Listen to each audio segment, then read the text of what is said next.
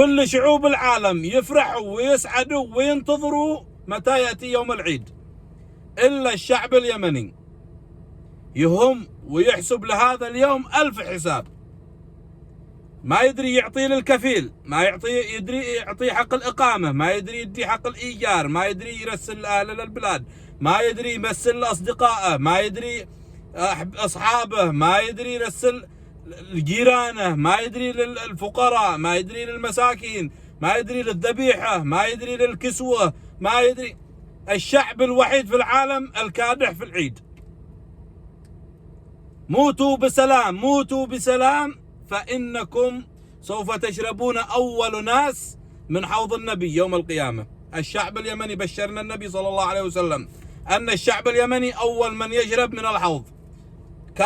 كابحوا وقاتلوا وناضلوا، وسوف تشربوا من ماء الرسول.